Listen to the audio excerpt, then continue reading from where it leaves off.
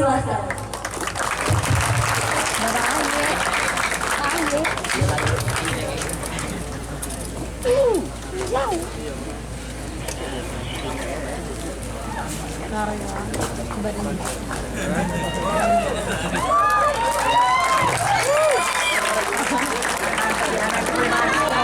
Madura bersatu gitu.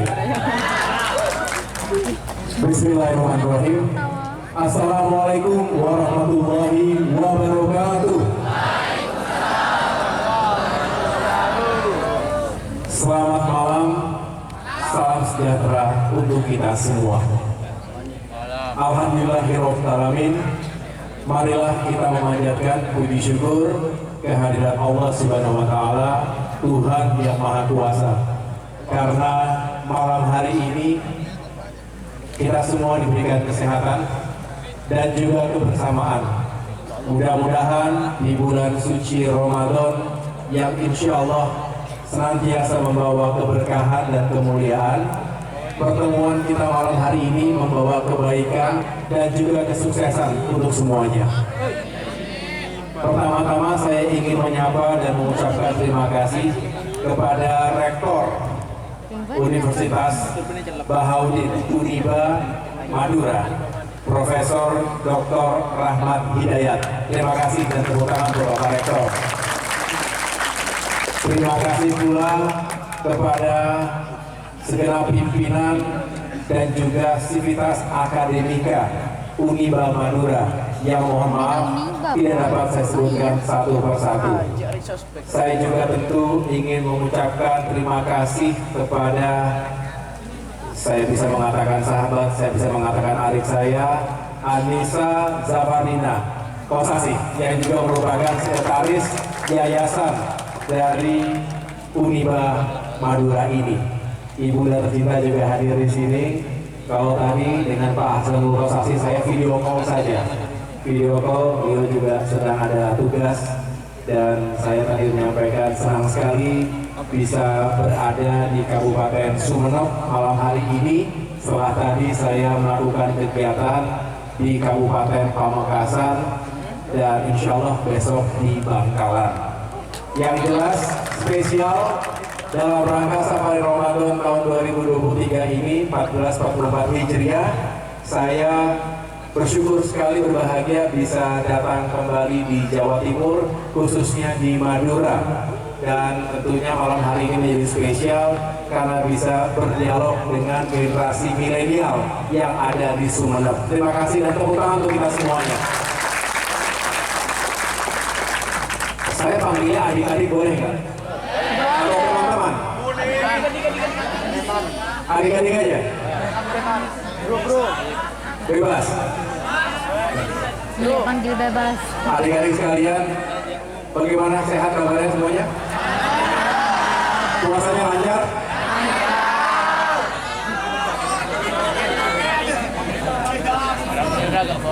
Ini spesial sekali karena walaupun tadi udah hujan.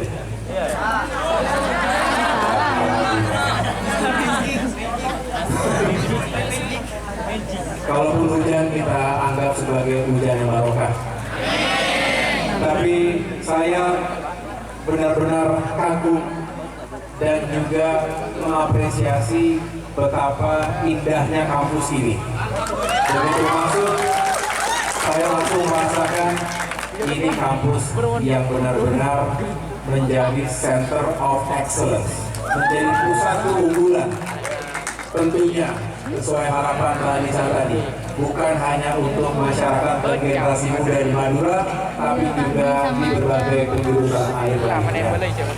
Saya datang tidak sendirian, adik-adik. Saya datang dengan para sahabat dari Jakarta, misalnya Bung Teguh Rifki Harsyam yang juga anggota DPR RI, tepuk tangan. Ini sudah 4 kali menjadi anggota DPR RI dari Aceh. Sehari-hari membantu saya sebagai Sekretaris Jenderal Partai Demokrat. Kalau di sini ada Mas Renvil Antonio yang juga sehari-hari membantu saya sebagai bendahara umum. Ada lagi yang lain tidak dapat saya sebutkan satu persatu, Pak Munawar Fuad, ada Dr. Gobin, ada Mas Jovan, ada Bang Asal. Yang jelas malam hari ini kita ingin mendengarkan aspirasi dari generasi muda, harapan dan juga apa yang bisa kita lakukan bersama dalam semangat sinergi dan kolaborasi. Tema besar pada hari ini adalah peluang dan tantangan bagi generasi muda untuk mewujudkan Indonesia Emas 2045. Saya tanya dulu kepada adik-adik, kita sering mendengarkan jargon Indonesia Emas 2045, betul ya? Pertanyaannya, mengapa Indonesia Emas kita glorifikasi, kita agung-agungkan menjadi sebuah tujuan dan cita-cita besar bangsa Indonesia di abad ke-21 ini? Mengapa Indonesia Emas 2045? Ada yang katakan? Ada yang bisa menjawab? Ada yang mau menjawab? Mengapa 2045? Kenapa nggak 2023? Atau 2070 misalnya? Silakan.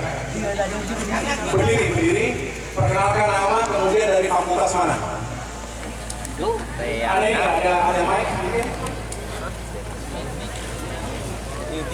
Atau teriak aja? Oh, ada. Sebutkan nama. Alamat. Pacarnya siapa? Belum punya? Udah? Oh udah? Bukan? Oke.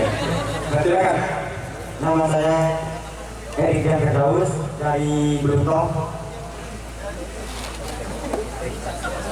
Fakultas Ekonomi dan Bisnis. Oke, kebetulan. Mengapa Indonesia Emas 2045? Silakan. Menurut opini saya,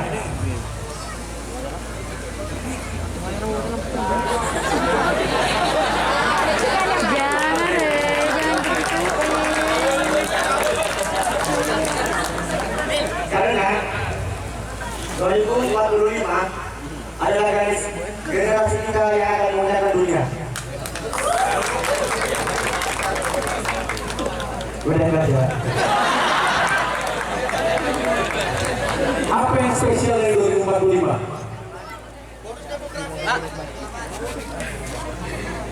Bentar. Tadi dari sini ada yang katakan kayaknya. Oh, aduh, yang belakang situ. Sebelahnya bawah saya. Kenapa 2045? Tadi siapa namanya? Eri. Ya, Eri juga. Jawabannya tadi sudah. Bismillahirrahmanirrahim. Perkenalkan diri. Iya. Nama saya Iwan Dobroni. Saya dari Batang, Fakultas Ekonomi dan Bisnis. Kenapa kita harus emas di tahun 2045? Karena kemerdekaan kita yang pertama adalah 1945. Itu ada awal bagaimana kita itu merdeka. Dan kenapa 2025 harus merdeka, harus emas? Karena nantinya kita hari ini ke depan akan memiliki peluang yang mana mengubah dan bersaing dengan negara-negara lain, yang mana hari ini pemerintah sudah merealisasikan bagaimana Indonesia bisa juga berada di teknologi yang sangat canggih. Terima kasih. Terima kasih. Iya. Terima kasih. Dua jawaban tadi bisa kita simpulkan begini. 2045 itu bukan angka yang sekedar sakral atau bukan sekedar nomor cantik. Walaupun kalau mau kita kaitkan, tentu 100 tahun Indonesia merdeka, 1 abad Indonesia merdeka dari tahun 1945 tadi disampaikan, dan kemudian 2045. 1 abad usia sebuah bangsa itu usia yang pendek atau yang panjang? Panjang. Relatif. Relatif dibandingkan dengan negara mana? Oke. Ada nggak keharusan sebuah bangsa, sebuah negara di usia yang ke 1 abad harus menjadi negara maju? Ada nggak formula seperti itu? Ada kepastian seperti itu nggak? Tidak ada. Contohnya Amerika Serikat negara berdaya, negara paling kuat di dunia saat ini.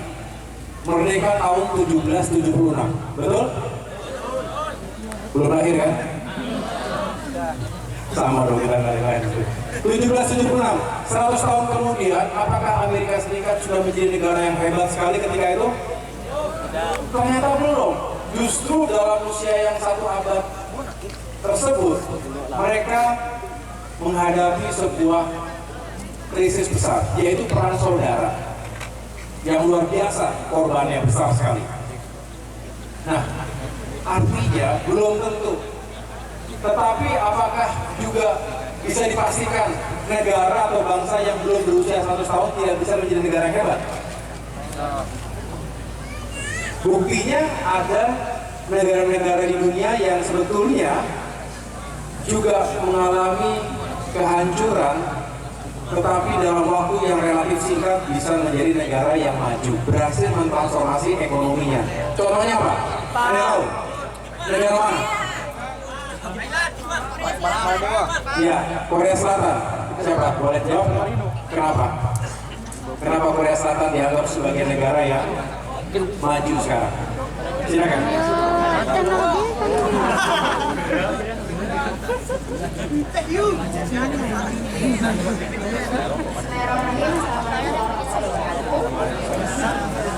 Nama saya Rahman dari Fakultas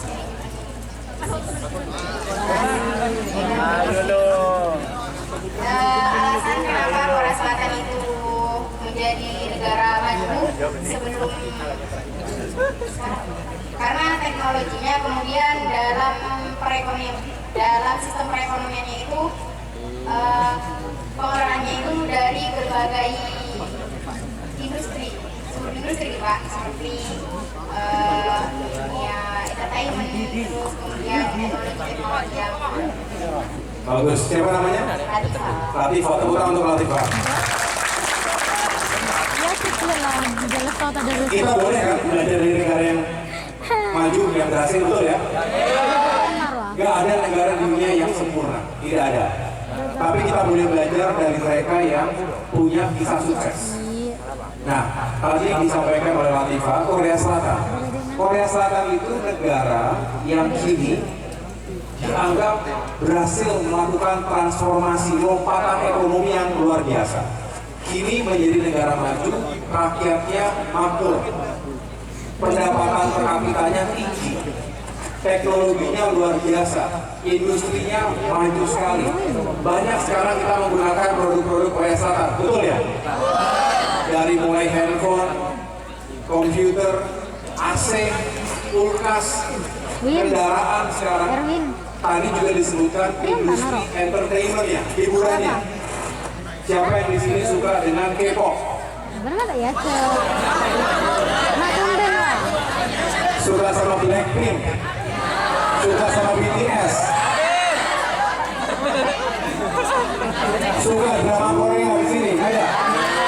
Ada yang suka drama Korea? Itu kayak istri saya itu. Istri saya malam-malam suka nonton drama Korea, nonton Netflix drama Korea. Nah, artinya bukan hanya produk-produknya yang berkelas dunia, termasuk industri pertahanannya, industri otomotifnya, tetapi juga mereka berhasil mengekspor budayanya. Tadi kita mengatakan bahwa sekarang dunia hiburan itu Korea Selatan sangat bersaing dengan dunia barat. Banyak juga yang menang di laga Oscar misalnya dan lain sebagainya. Padahal tahun 50-an, 53 tepatnya, Korea Selatan itu baru mengakhiri perang saudara, betul ya? Dengan Korea Utara, hancur lebur. Ketika itu dianggap sebagai negara termiskin di dunia. Ketika itu, pasca perang hebat, perang saudara antara Korea Utara dan Korea Selatan. Tetapi dalam kurun waktu 5 dekade, berhasil mentransformasi dan seperti itu sekarang. Nah, artinya sekali lagi, pendek kata, tidak tentu 100 tahun pasti maju atau sebelum 100 tahun tidak bisa maju. Nah, Indonesia hari ini berapa usia kemerdekaan kita sekarang? Sekarang ini Tahun 2023, 17 Agustus nanti usia kita berapa? Hah? 45. Berarti 78 tahun ini kan? Tahun ini usia 78. 2045 berapa tahun dari sekarang?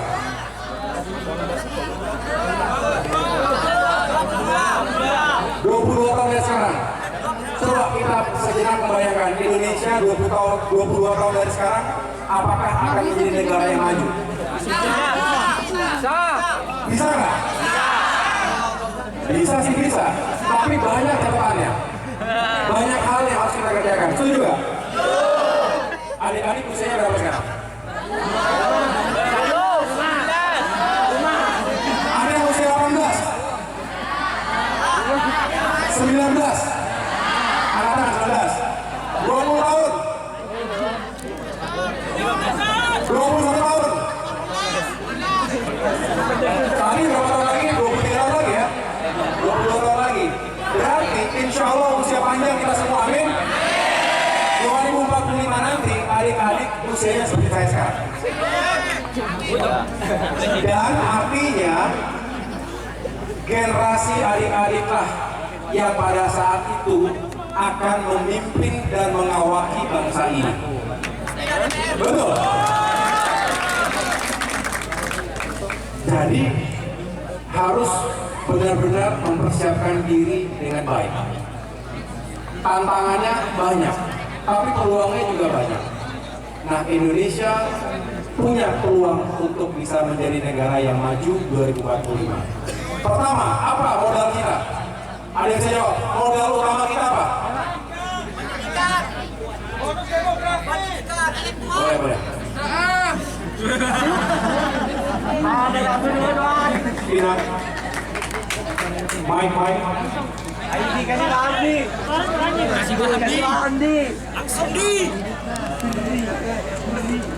Apa modal utama kita sebagai bangsa? Baik, perkenalan dulu ya Pak. Perkenalkan, nama saya Idi, saya dari Teknik Informatika. Membahas tentang sejarah bangsa kita ya Pak, tak lepas dari para tokoh-tokoh yang sangat berpengaruh. Dan saya juga suka terhadap baca-baca buku tentang sejarah. Ada dua pandangan di sini Pak, kalau menurut pembacaan saya itu. Yang pertama yaitu ideal, artinya ketika umat manusia itu sudah mencapai atau ideal, maka akan terlahirlah yang namanya struktur tentang kemerdekaan ataupun struktur tentang Pancasila misalkan. Dan yang kedua yaitu material Pak, itu kata salah satu tokoh orang Jerman yaitu pada lahir pada tahun 1818, yaitu kalau material kita sudah terpenuhi maka Indonesia itu akan maju. Contoh kayak Jerman dulu itu negara yang tidak maju. Salah satu contoh. Punya keluarga orang Jerman? Punya keluarga orang Jerman nggak?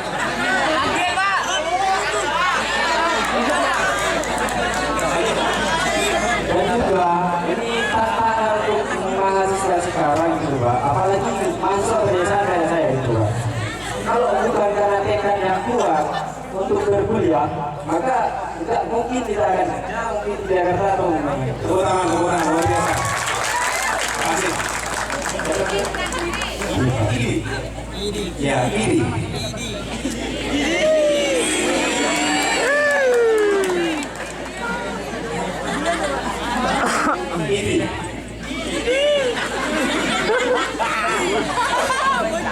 Semua ini. Panggilan sayangnya ini. Panggilan sayangnya ini. Iya, tepat sekali bahwa ini mengatakan aset terbesar bangsa adalah manusianya. Betul. Kita bersyukur, alhamdulillah ya Allah telah mengkaruniai kita dengan sumber daya alam yang melimpah. Kaya kita. Indonesia itu dikenal sebagai negara yang memiliki sumber daya alam yang kaya. Kandungan dalam bumi kita, termasuk dalam lautan kita, itu melimpah. Tetapi sebetulnya kita tahu juga bahwa sumber daya alam itu sifatnya tidak tak terbatas. Betul? Artinya bisa habis. Betul ya? Nah, kalau kita tahu bahwa sumber daya alam bisa habis, artinya kita harus bekerja keras agar jangan sampai kebutuhan kita sebagai rakyat Indonesia itu hanya benar-benar bergantung pada ketersediaan sumber daya alam yang terbatas tadi. Nah, sekarang kita bandingkan lagi bandingkan dengan negara-negara lain di dunia. Ternyata tidak semua negara maju itu punya kekayaan alam yang melimpah. Dan ternyata tidak semua juga yang tidak punya sumber daya alam tidak bisa menjadi negara yang maju. Oleh karena itu, kita harus sadar bahwa dalam mengelola sumber daya alam kita harus tepat, harus bijak. Jangan hanya mengeruk, tapi tidak bisa mencari alternatif bagaimana kalau itu semua habis. Nah, tetapi yang lebih penting lagi adalah sumber daya manusia. Sepakat ya? Nah, adik-adik di sini itu dalam rangka meningkatkan kapasitas, kompetensi, skills, keterampilan, ilmu pengetahuan. Tadi Mbak Anissa mengatakan ilmu pengetahuan, wawasan, cakrawala, melihat dunia, melihat Indonesia harus utuh. Oleh karena itu, sumber daya alam tidak begitu berarti jika manusianya, jika rakyat kita tidak bisa mengelolanya dengan baik. Sepakat ya semuanya ya?